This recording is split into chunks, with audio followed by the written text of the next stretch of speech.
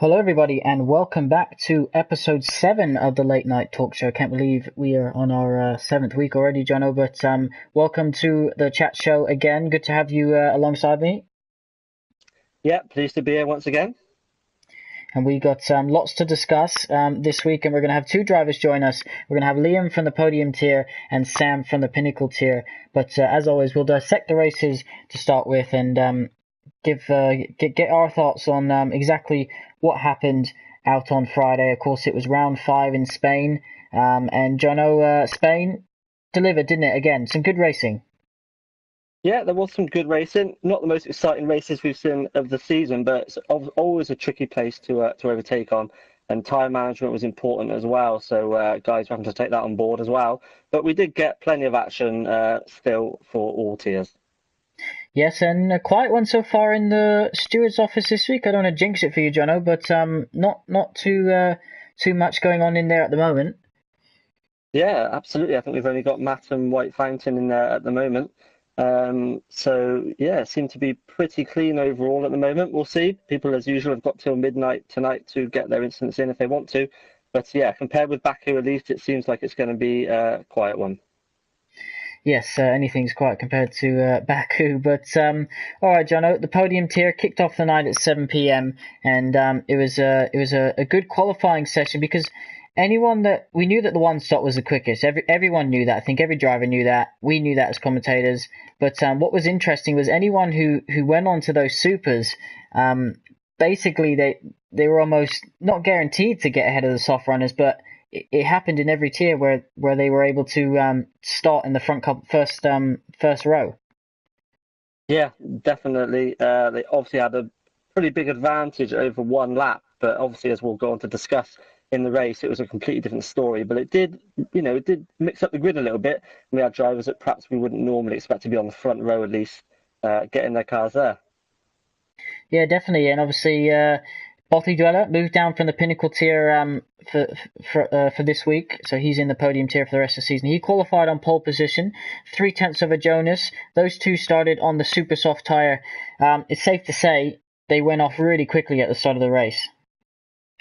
Yeah, they flew off in this initially. Obviously, good getaway as well on the super softs, and yeah, maximum grip for a couple of laps. But then obviously we saw them fade away for everyone throughout the tiers on that super soft. Yeah, you got that right. Some even in the prestige tier, as we'll come to later. I believe the pole man was down to eighth position by lap 3, just because the softs were quicker after just even two laps. So Yeah. interesting strategies. But as you said, it gave for a mix-up grid. Jorrit started in third, out-qualified Danestar, who, as we discussed last week, everyone was saying he's too quick. Same tire, out-qualified him. Shows it can be done.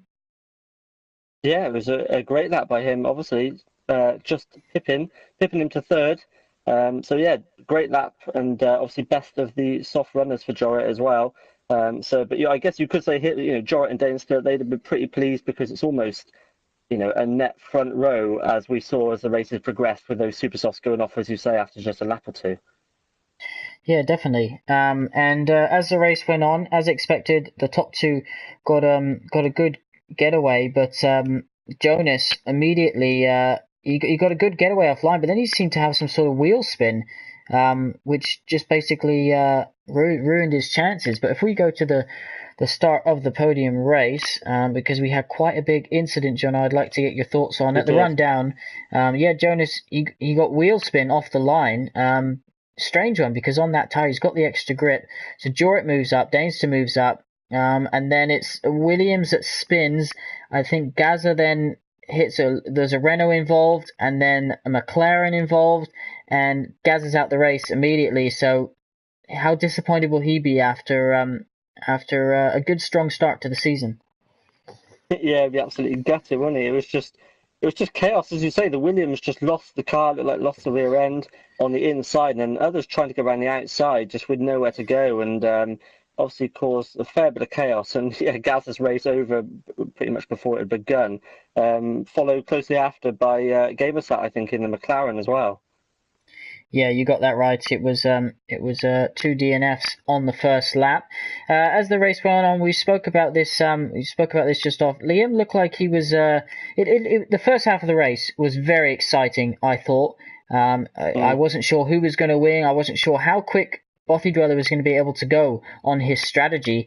But he was pumping in the lap times, and you have to say, if he wasn't going to win before his disconnection, he would have definitely got onto that podium without, of course, any incidents. Yeah, I think so. Um, obviously we never know what's going to happen. Later on in the race with incidents or whatever, but he definitely had the pace to get on the podium for sure. Otherwise. Alrighty, and as the race went on, it kind of turned into a Liam versus Danestar versus Jorit, and the gap stayed relatively small. Oz wasn't too far behind either at the start of the race. Jamie, I think that's his. I think he told me this earlier. Sixth crash in the pit lane. He's got to work on those pit entries, doesn't he? Yeah, it's always a bit of a running joke these days, isn't it? With Jamie and pit lanes, they just don't seem to go well together at all. And it looked like he just carried a bit too much speed, didn't he, into the pit entry and bang, race over in a flash. So really disappointed for Jamie. He was saying he was confident for this one beforehand as well. So yeah, once again, pit lane is nemesis. And then obviously Liam had that incident where we weren't sure if it was lag or what, whether he got damage from it, but we'll have him in the lobby shortly, so we'll be able to ask him. So we'll hold on that one for now. But Danestar obviously went on to take not a comfortable win again, 4.5 seconds. 85% of his tyres were on at the end of the race, we heard, Jono. How much do you think he would have been sweating that last lap? A lot. I would certainly have been sweating an awful lot with that much tire wear. It could just go at any moment. Obviously, far from the ideal strategy if you're having to run that much tire wear at the end. But as you say, it was a shame for Liam with whatever happened with that lag or whatever it was at that point, because you have to say he perhaps looked the faster of the two drivers for a reasonable part of that race. But obviously, that incident just put him out of contention in the end, and Daneston was able to take the win. Yeah, definitely. And then Ols took his first from 11th on the grid as well. It has to be said. Took his first podium of the season. How happy do you think he'll be with that? Yeah, he'd be delighted, won't he? We know he's working hard to find the time, and it's a great result. And once again, we see that a car starting from 11th with the tyre choice is able to make really good progress in the race. Yeah, Jorit, his team did an alternate strategy for him, but he was able to take third, so third place in a row. Liam, as you said, he was fighting for the win earlier on, but finished in fourth. We'll chat to him in a minute. Jonas finished fifth. That was your top five. White Eagle in the points again for the second race in a row. But moving on to the pinnacle tier, Jono. All right, let's talk about qualifying to start with, because the same thing happened as in the podium tier. We had those super soft guys really on that front row. Don Call and Lawrence. Don Call, new to the league, straight into the pinnacle tier, pole position. Yeah, absolutely amazing start, and he got a lot of airtime on the stream as well. Me and Jamie commentating on just how well he was driving, not just on his own, but around other cars as well.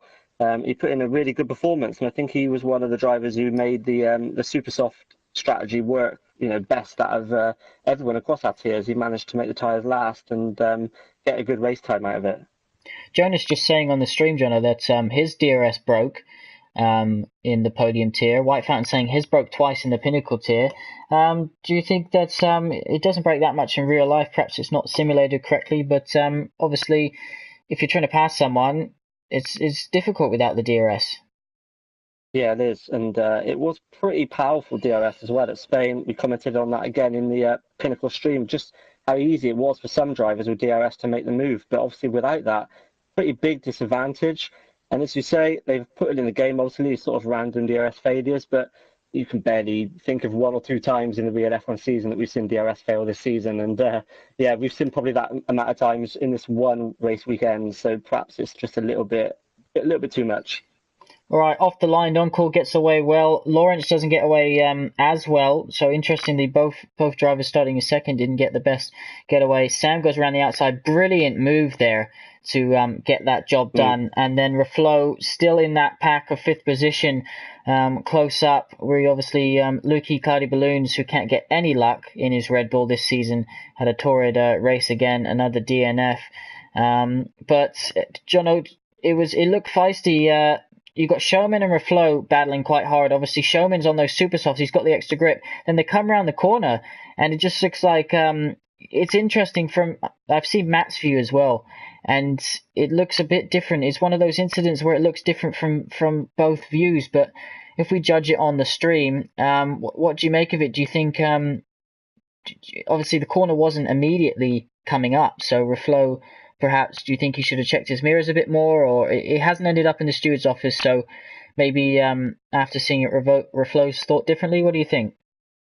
Yeah, I mean, at the time, I think Reflo, he thought he wasn't to blame, didn't he, from what we saw in the chat. But looking at the stream, it's very, very difficult to say. Obviously, a real shame for Reflo. I think from the stream, yeah, perhaps he could have looked at his mirrors and or just got a bit more space for himself, and just watching it again now, and he just gets then tangled up with the Ferrari, obviously, and ploughed straight into the wall. Had absolutely no chance. But always the risk when you're not. You say, he qualified a bit further down, and it's always a risk when you're around other cars, when you're not on the front row. These things can happen, and unfortunately for him, yeah, retired, and a real shame. I'm sure he's absolutely gutted about it at the time. And obviously, Don Cool went on to do the 2 stops. Lawrence race didn't ideally go to plan, but what was dominated were 2 interesting parts about this race. There was a battle between Heskey and Sam, which never kind of materialized like we thought it would. And then there was that midfield battle again from 4th, 5th, and 6th, even a bit of 7th, that was just so tightly matched on pace. And it was obviously Showman, Matt Your Daddy, Pepsi Gamer, and then obviously Don Cool got involved as well when he completed his final stop. But there were a few, let's say, not so clean maneuvers in overtaking. But did you enjoy that battle? It lasted for quite a while. It did. I think the midfield battle is one of the highlights of this tier, to be honest. Every single race, we obviously got the battle at the front that we're all focusing on between the Ferraris and the Mercedes. But that midfield battle was absolutely intense, and those guys must be loving it as well, because they've always got a massive battle on their hands. All race long, really. There's always something to look at the front and in the middle, and everyone's just absolutely fighting it out for every single inch of track they can, and it's great to see. Interestingly, bit of inside information here for you. Matt Your Daddy did speak to me about moving down to the podium tier when the space become available, but then he decided that he'd rather be fighting out in the midfield and having good races every week than being too quick in the podium tier. So good sport to Matt. Obviously, really enjoying that midfield battle. But Pepsi Gamer came out on top from 15th on the grid, finished I think 3rd last week, and now 4th. His season's really starting to get some momentum, but he needs to sort that qualifying out. Yeah, he does. He's got the race consistency now, which he didn't have earlier on in the season. But he's got that sorted, and he's putting in some really, really good performances. But like you say, if he can just start a little bit higher up the grid, obviously make things easier for him. We saw him in an epic battle. I was just trying to find it at some point during the race. He went side by side with another car for like 3/4 of a lap. Which was absolutely awesome. And his skills are developing for sure. And he's going to be fighting more and more nearer the front, I think, as the season progresses. Yeah, it was Matt Your Daddy and Pepsi. I forgot to mention that. That was a fantastic, all the way from, I think, turn 1. They were all the way down the straight and then all the way through until up to turn 9, I believe. But really clean racing from those 2. Considering they had an incident in Baku, I believe there was some contact between them. It's good to see that there's no grudges held and they come back out on track and race cleanly. Yeah, definitely. You've just got to put these things behind you. Accidents do happen, but they're obviously both, they both still respect each other and still battling hard on track. And as they prove then, they can absolutely race cleanly. Yeah, definitely right. Prestige tier. Mate, what are these guys doing to the commentators every week? They come in our commentators chat after every race and go, what was that? But Scooter Seb, new to the F1 TS Hub, obviously on those super soft tire, takes his first pole position, albeit the quicker tire. I think sometimes you just get tempted just to go for that. Yeah, you do. You do get tempted. You want that pole position. It's a big thing to get tire advantage or not. Um, but yeah, they have quite a big advantage. Scooter Seb did 4 tenths from the guys behind him who were on the softs, 3 or 4 tenths. So perhaps in hindsight, it wasn't worth it, and he could have still been in a good position on the softs. But obviously, pole position is pole position, and you can hope to control the race from there. But unfortunately, the super softs just didn't last for more than a lap or two, did they? Before the pace started dropping off quite a bit. Yeah, they really weren't a race tire. Um, but there were some good laps from those who started on softs as well. Louis on the mediums as well. Yeah, it's Amazing crazy stuff good. Yeah. from himself. And as the race went on, it was another classic. Lots of racing side by side, undercuts, overcuts, good clean racing. Not obviously a good day for McLaren, but Julian, he went on to take quite a comfortable win in the end. But Louis on that one stop from mediums to soft, he just looked so rapid. Yeah, he did look absolutely rapid, and it was probably the best strategy as well, wasn't it? To run those mediums early in the race when you're in traffic. We know it's a durable tyre, which you need around here. And then he went on to the softs at the end and was just absolutely rapid and able to attack the guys ahead of him. And he seems to like running the alternative strategy, doesn't he? He doesn't seem to want to duke it out for pole position on the softest tyre, but he knows what the best race pace is. And it seems to work out really, really well for him. Yeah, definitely. BSR Blizzard back on the podium, first time since Australia. He had a good battle with Noik as well, who got wing damage towards the end. But another good performance from Noik. VSR Joss makes it top 5. MLA had a bit of a quiet race. We believe he got wing damage on the first lap, so his pit stop meant that it was obviously longer than usual. Boogster in the points again, started on the same strategy as Louis. Malloy and Scuderia Seb were those that two stopped. Malloy did the same strategy as Bugder. Scuderia Seb was the one that two stopped. Elku qualifying ban moved up but wasn't able to get inside the points. Overall a good race, but let's get some drivers in. Liam and Sam we're going to have in.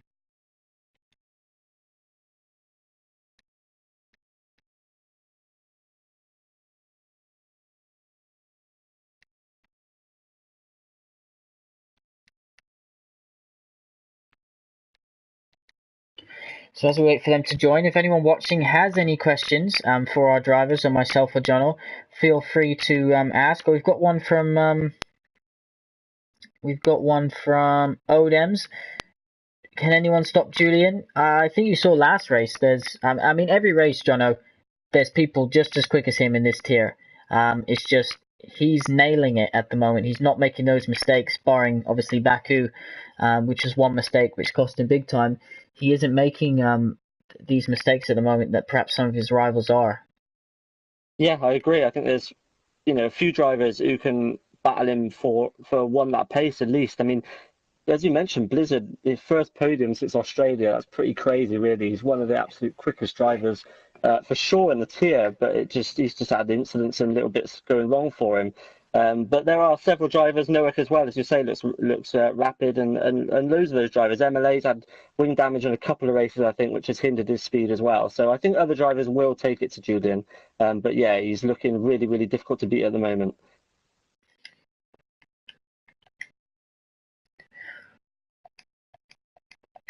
Alrighty, big welcome to Sam and Liam who join us. Liam from the podium tier and Sam from the pinnacle tier.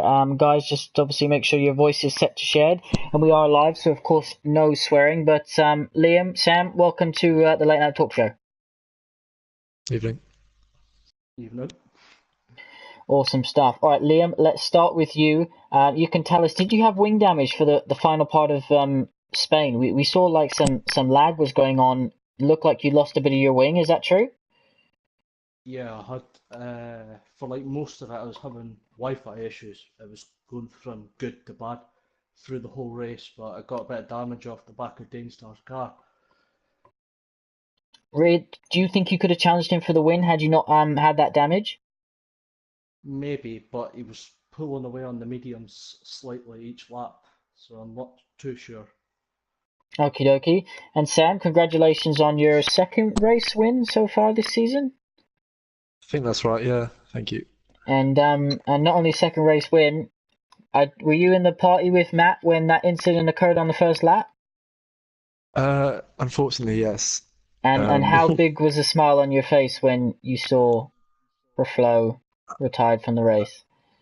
I mean, me and Raflo have talked about this before, but you can't help but smile when a rival like that, something happens to him. But it is a shame because I think it would have been a good race with me, him, and Heskey, and it just wasn't to be. And obviously you take the championship lead now, and Ferrari as well, I believe, take the championship lead. So it's looking good for you. You also out-qualified him around Spain. Everyone was saying after the first couple of races, Reflo was going to walk this, but you've proved them wrong. Yeah, I think I don't know. He's had it pretty easy since last year when he came in, and up until now, and it's maybe he's taking time to adjust for having a different competitor, but he's definitely pushing me all the way. And he's just been unfortunate the last couple of races, especially with Baku. Awesome. John, do you have a question for Liam and then Sam? Yeah, I mean, Liam, obviously you've shown you've got good pace from the last race in Spain. You may well have been in with a good shot of winning, but perhaps haven't got the points so far in the championship you deserve. Do you have any plans for changing that and turning it round going forward? Probably just put more practice in and try and stay out the barriers and avoid penalties as much as possible. Sounds like a good plan to me. And Sam as well, we were just commenting, Nick was in that race, you made a good overtake at the start of the race. And a few times this season, you've been pretty aggressive and rapid into turn 1 and 2 and gaining a few positions. Is that a tactic of yours, before you go into the race to try and gain some positions early on if you can? Well, it's funny you mentioned that. I don't know, me and Matt have a little method at the start. Seems to get us quite far up at, going to turn 1. And Raflo's been sort of messaging me trying to figure out what it's been, but I'm definitely confident that I can at least pick up one position going to turn 1 after quali. Oh, so a bit of a That's secret there. interesting, isn't it? So getting some good starts. Reflo wants to know why. We got some questions from the audience, guys. White Fountain, messy start in the pinnacle. Obviously, Sam, you were at front, so you didn't see it. What did Matt say over the headset in the party about what happened? Well, he didn't say much because he kind of chucked his headset first, and then Oh, geez. when he came back, he said that Raflo turned into him, or it didn't seem like it was his fault. And then obviously I saw his view, and in my opinion, it's definitely a racing incident. But yeah, Matt needed a good result that weekend. It's been a really unfortunate run for him, and it just wasn't to be. Just saying on the stream he had to buy a new headset, so expensive crash there for not just his Ferrari team, but himself as well. Liam, this question's for you from Danestar. He says, how the hell did you were you able to carry so much speed through turn 3?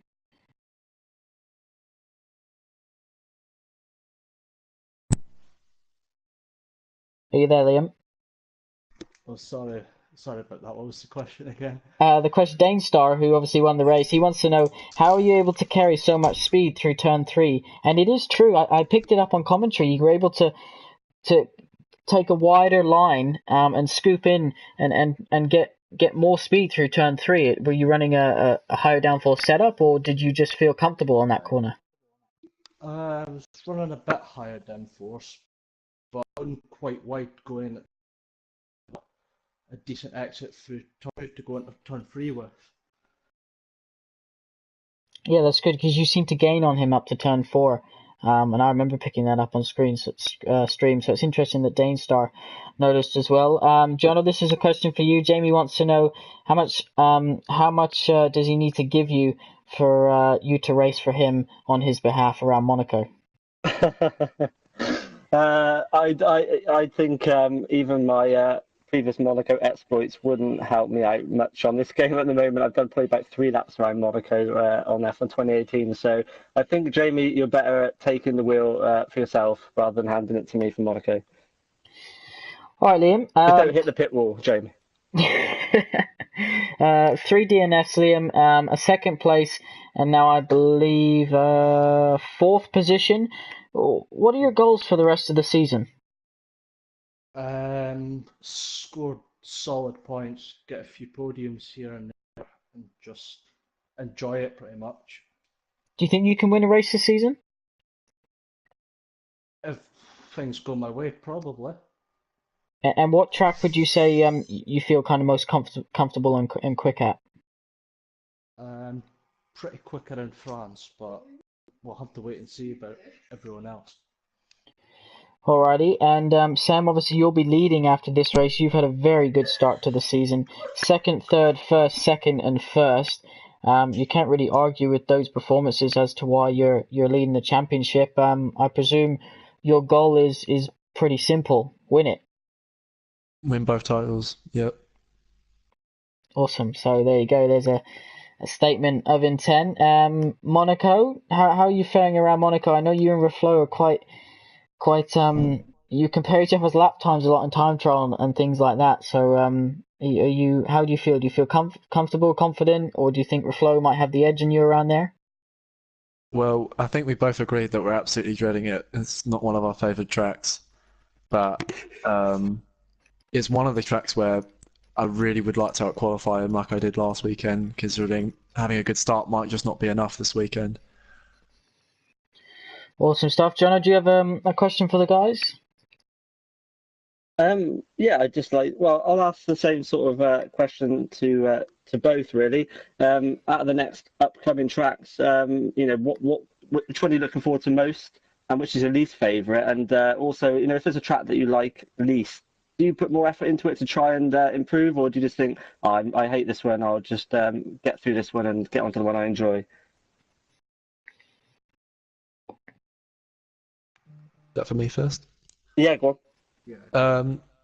Monaco obviously is not a strong track, but I'd say I try and put as much practice as I can now for each race, because obviously I've had quite a good start this year, and so my motivation to perform each weekend is sort of growing.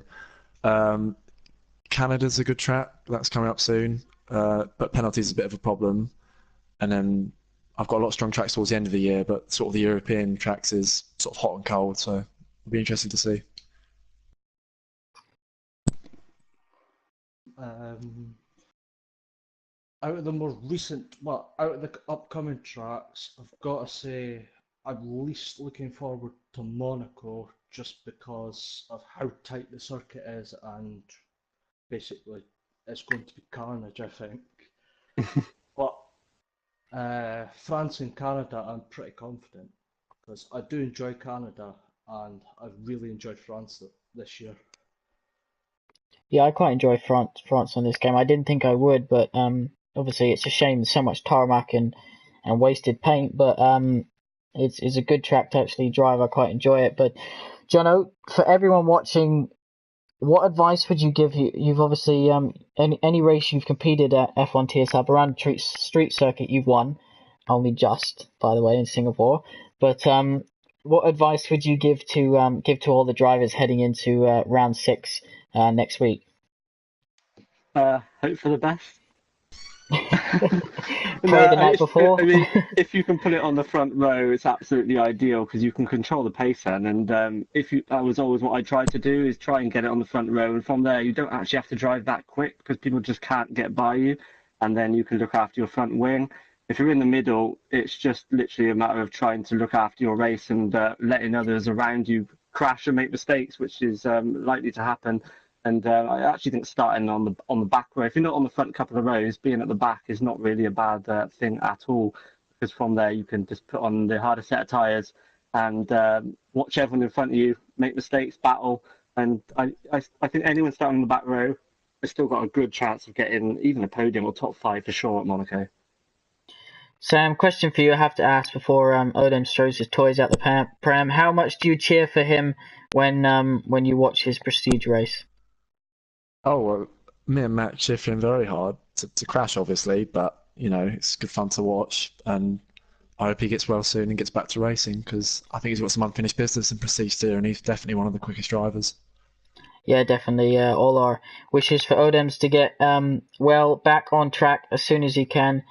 We know he's a fighter, so he'll come back stronger with the same ego as he has had before. All right, I'll go for a final question for you both before we head off on the stream. Liam, this is a question for you. Obviously, 5 races into the season now. You're a new driver to the league-ish. You enjoying this season? You enjoying the competitiveness of the podium tier? Yeah, it's really good having competitive drivers around you. It keeps you on your toes pretty much week in, week out. And do you feel like on race night, however quick you are, you're going to be able to have a battle with at least one person? Yeah, usually, unless there's, I don't know, incidents or something, it's usually pretty competitive around me. Awesome stuff. And Sam, you've obviously had a bit of a better start to the season than your teammate Matt. We are going to get Matt, yourself, Reflo, and Farth on the late night talk show within the next 2 weeks. Matt has promised me that he's going to make time. But obviously you've had a much better start. You're leading the championship. When do team orders come into play, if they do come into play, or have you spoken to Matt? Does he still think this title is definitely on the cards for him as well as you?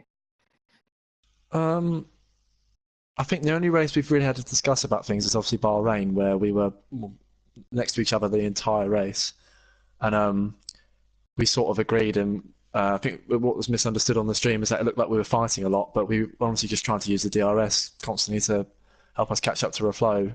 And at the end, given Matt's unfortunate events in Australia, I sort of let him have P2 to sort of get a foothold in the championship.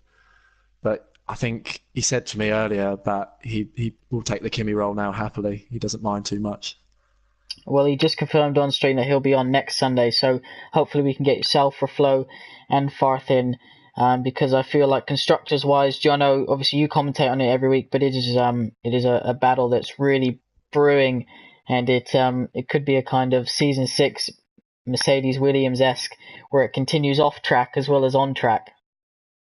Yeah, I really hope so. It's going that way. It looks like all the drivers have got really good pace, but it sounds like the Ferrari boys are working really, really well as a team, even from early on in the season. So maybe that can make the difference in the constructors. Definitely. All right. Before we go, Jono, they want some predictions from us. We'll get Liam and Sam involved as well. Liam, top 3 for Monaco. Who do you think it's going to be? Danestar, Nick, and maybe, I don't know, one of the Ferraris. Okie dokie. Sam, for Pinnacle, what's your top 3? I'm gonna go Matt, me, Reflo. Awesome stuff. So tipping your teammate for the win. I presume you mean your teammate and not Matt, your daddy? Oh no, I meant Matt, your daddy. Oh, Matt, your daddy. Oh, okay, cool. Good stuff. Jono, all 3 tiers. Who's your money on? Oh dear. I've got to say Danestar for podium because he looks pretty incredible in every race at the moment. So I'm going to go for him. In the Pinnacle, I might go for Don Cool because he put in a good debut performance and it looks like he might be decent in qualifying. And if you can get it towards the front row at Monaco, then you've got a good chance. And so I'm going to go for him. And I'm going to say Lewis in the prestige tier for the win because he seems to be getting the strategies pretty much nailed of late. And I think he's due a win. Awesome stuff. My predictions are I'm going to go for something different. I'm going to go for Nick for the win in Monaco. I think he's due a good result. And then we're going to go with Ols and Danestar. For the Pinnacle tier, I'm going to have to say Heskey's got to win one. So I'm going to go for him with Don Cool and who else? I think Matt Your Daddy deserves a podium, so let's go for him. In the Prestige tier, this is so tough. I'm going to go for MLA for the win, VSR Josh in second, and the Bugster in third. So blown wide open for that one. And last question, Jono, this is for yourself and myself. If we were racing in F1 TS Hub this season, what tier do you think we'd be in? I'd say probably pinnacle tier. Just for me, anyway. You've put a lot more time into the game since we raced together, but I think I could just about get to pinnacle tier if I put a bit of effort in. Yeah, I think for myself, obviously for those of you who don't know, last time I raced for season 9, Jono was season 8. I've since got a wheel, so I'm judging from not just time trial but another league that I race in. From comparing times, I'm either bottom prestige or top pinnacle. So yeah, but enjoying commentary and the golf course is a lot less pressure, isn't it, Jono? So yeah, we'll stick to that, I think. Definitely, we'll carry on pretending we know what we're talking about each week in the commentary. Yeah, definitely. All right, guys, Liam and Sam, thanks very much for joining us.